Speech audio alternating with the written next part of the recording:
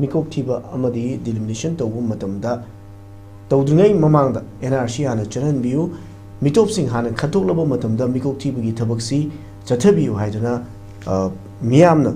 haijaduna lakibani masigi mari lenana haiba tare mikok thibasi mathang chahidigi haunabagi waref laikre masigi matangda khogi campaign for just and fair delimitation haiba asina khogi chongchalapa khongjangi saruka ma oina ngasisi all political party gi mifam ama pangthorkani haidana fondoki wafam ngasi tonga tonganba pauche singda yauri paushi gi matung in hairibasi khogi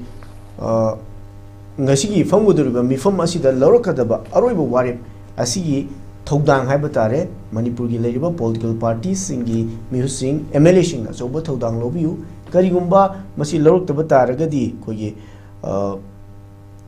awaba fibam mama mayok narakpa yai haibna chingba wafam haib tare convener su eriba Jitendra Ningomana fondoki wafam masi tongan tongan ba pauche sing de yauri oza kamaini yengba yai Manipur gi husi thoklebi irang mamangda pangthoki ba census ki report ki matang da su chaina ba kya lekhibagi miyamna madu chumthokna ba wafam sing pongdok pa leiribani Meetop miyan khoi kya ama yaushle aran ba kya ama yauri haibdana pongdok na ba leiribani aduga hantaksi mikok thibagi wafam lakpasida amuk khoigi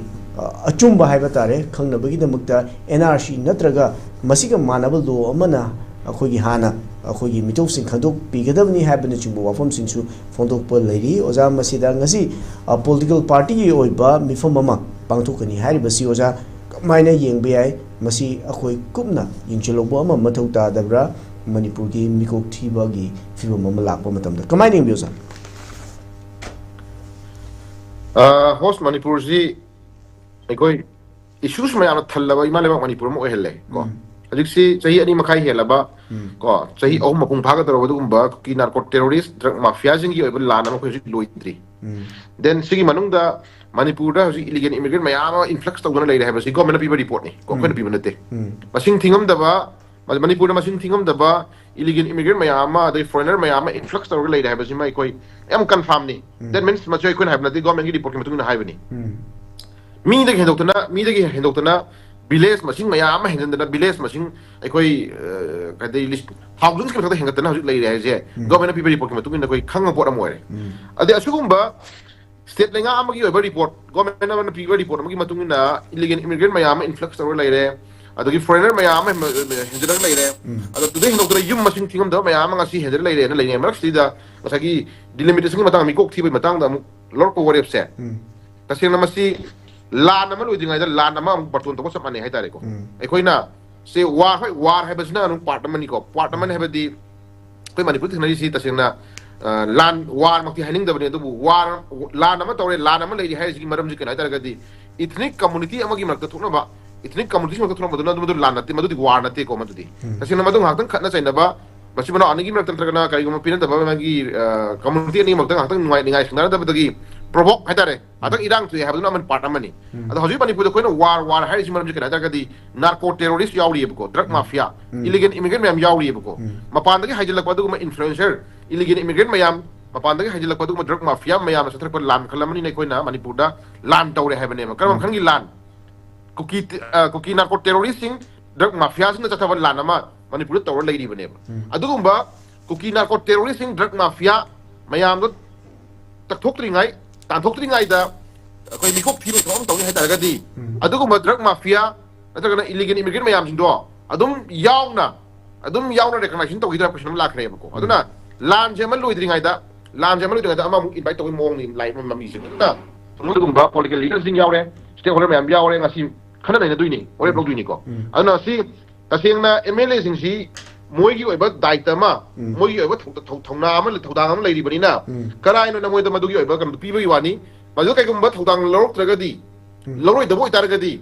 miyam gi wore ma nakshara ne badu miyam ka do kada ke miyam gi wore nakshara ne ba kono hosko aduni thod thodok miyam thropa yai na si ada Manipur si kana gumba kharana kano host tong tong to ba ya jare na pok to boy mami ma sum ta ba se koi no ure potong ure ada area do ni khoi na sagi masi amtang ngamthok na amsangi gai khoi ai ngamthok na amsangi gai do ni area do ni ko masi kana no Manipur thugai na hore je kana no Manipur kang hong ja no hore je kana no Manipur da furuk masih nung sinadan na bahot lagi kanano Manipur da furuk masih khana na masih kanano ga ji kumna thidu aganda madu khoi ngam thok ni bam change bako khoi gi pai bu gi poroda khoi khong gi khongbi da da khong sa amada khujin da tum chang hai na dai ne ko khunu ma khong da khoi sam ga to da khoi samlang lo ba ma dai ne ko yam nei khoi da khurau thang ba ko yam hai mong ta da thok khra to ba mi khra lei ri ta ko se khoi thidok ni ga ma se am da ngam thok ni bam change hai ba gi film do ni ko thang ni ga na lei film si khoi delimitation ama di mi kok thi ba gi warep lo da ML si ma phung ne thodang lo do ni ga nga si da GMD na ga hai ri si ka no host this is called first moi da nga si ka ni ahan ba moi da phung chin ba dung phung tha amin lo bi ai ba ko makha ta ra ko di kai go thodang lo ro da ba ga di ko kai go thodang lo ro da ga di du makha ta ba ko kan di consequence to di praja miyam na ro ko tu mem sali ja ta ba ne bitra hajik lai film se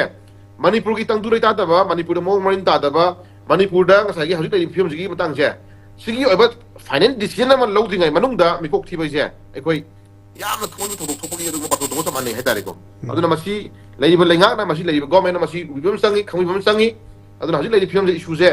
try lo bi ya ro adu den na man na hajik lai issue je na thai na ba na thai na ko na ba tam da issue ma ma hapsal la ba se si question ma dum oi ba ko Manipur ki issue ma lo de ga da issue ma lo de ga da issue thai ba puran ba ko na ba dum ba yam na hai ba dum director ma su dum yaw re ba su kan pham ne ba ko aduna lai film je koi khunda mi ne fur khoding ma koi khu se laga koi am to da chama le min ra kan de koi chap cha ne koi thodang lo min ra kan da Manipur project kan na ba dum te koi thodang lo min da ba ya ra khum je ai sai tham je ge ko